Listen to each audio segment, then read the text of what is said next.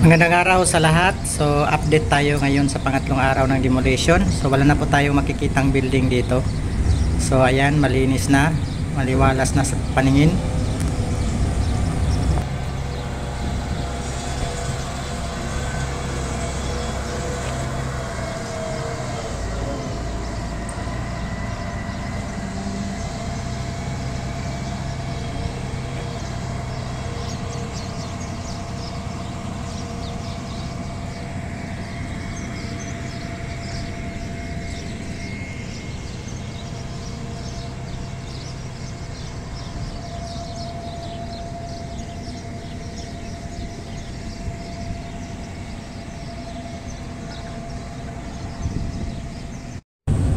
So ayan, si Buging guys nag-ayos dahil nasira na naman yung pipeline, yung tubo na steel bakal po ito, hindi po ito pa PVC. So dahil kasi mga India, mga Pakistan, mga burara kasi gumagamit ng mga equipment dito, kaya ayun, nasira, nabasag. Lahat na lang dito guys sa sa accommodation namin. Kung mayroong mga masisira, hindi pumuputok ng mga ng tubig, nagagawan ng mga ibang lahi, yung mga Pakistan, mga India. Kasi guys, di sila marunong tawag nito, mag-operate. Kailangan pa nang i-assist mo sila guys. Kaya iba talaga ang Pilipino dahil masinop sa trabaho. Di kaya sa mga ibang lahi guys, walang mga pakialam.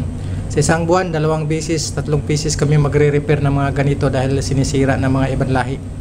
Kaya ganito ang sitwasyon sa Saudi guys. Yung mga ibang lahi guys, yan ang tagasira ng mga equipment, mga kagamitan sa accommodation. Ganyan sila guys, kahit sa site. So ang Pilipino naman maingat. So ayun guys, yung isang tauhan ko naman ay naglalagay ng tubig, nagdidilig sa mga bagong tanim na mga halaman. Sana po ay mabubuhay ito kasi tag-init na ngayon. Meron din ako mga tinatanim dito guys sa gilid ng aking opisina. Mayroong mga kamatis, mayroon ding tanglad, may kamuti din. So mabubuhay ka pag masipag ka magtatanim guys. Ano pa kaya kung sa Pilipinas ka nagtatanim. So dito lang yan sa gilid ng aking opisina guys. So maraming salamat guys. So ito po yung aking mga tinatanim sa gilid lang ng aking opisina. At mayroon din akong mga tinatanim guys na mga talbos ng kamuti. Pero ito po ay tinatanim ito ng ibang lahi, kaya umusbong din siya. Ayan. So dito rin kami kumukuha minsan, hinalo namin sa aming mga niluluto pag walang gulay. So yan lang po guys. So ito malinis na guys. Diyan. Ayan.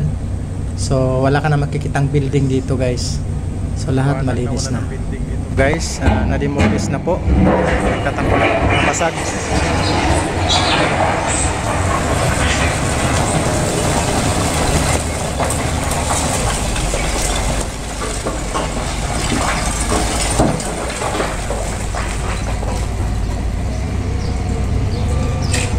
Okay, so yan lang po guys ang update natin sa pangatlong araw ng paglilinis at pagdemolish ng building.